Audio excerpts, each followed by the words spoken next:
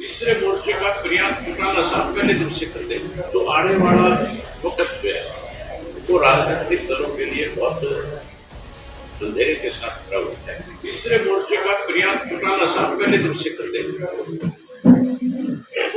और जो हमारे प्रयास है वो आने वाले में मुझे लगता है जरूर सिरे चढ़ेगा।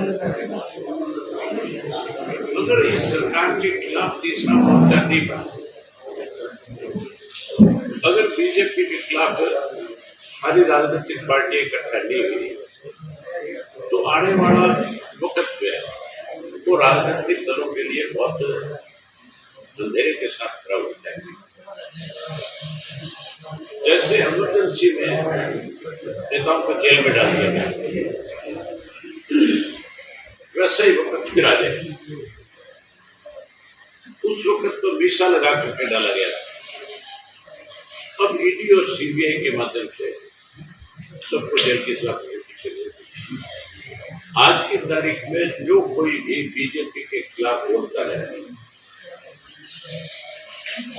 ईडी एक ऐसा डिपार्टमेंट है जिसको किसी की सबूत की जरूरत है। ईडी तो केवल लिख के देती है कोर्ट को कि हमने इसको इन आरोपों में गिरफ्तार किया।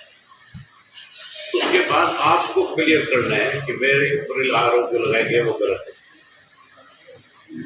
सरकार उनसे, कोर्ट उनसे नहीं पूछती कि आपने ये जो आरोप लगाए आप सिद्ध कर दो, ये आपको ही सफाई देनी पड़ती है। अगर कह दिया 100 करोड़ रुपया गबन किया इसने, तो आपको बताना पड़ेगा मेरे पास 100 करोड़ रुपया नहीं है। जैसे तीसरे मोर्चे की बात करें तो ये मान के चलो, अगर ये नेता नहीं इकट्ठे होंगे तो ये नेता फिर जेल में बैठ करके राजनीति करेंगे, फिर ये आपके बीच में नहीं आएंगे। आप एक दो पार्टियां अपनी अपनी स्वर अलग अलग जो है कह रही है, तो क्या लगता है किसी एक नाम पर सहमति बन पाएगी? कौन सी पार्टी कह आपने अलग बात कह रही है? अब तक कोई ऐसी बात नहीं कह रहा है। सब लोग ये कह रहे हैं कि हमने इकट्ठा होना। किसी एक भी राजनीतिक दल के व्यक्ति ने सार्वजनिक रूप से ये स्टेटमेंट नहीं दिया है कि हम कोई इससे अछूत है, हम कोई इससे अछूत है। ये ठीक है, कभी ममता जी अखिलेश जी मिले आपस में, उन्होंने अपनी आपस में क्या बात करी, अखबार ने उसको कैसे लिख करके दे दिया, लेकिन उन्होंने इस तरह से बैठ करके प्रेस के सामने कभी नहीं।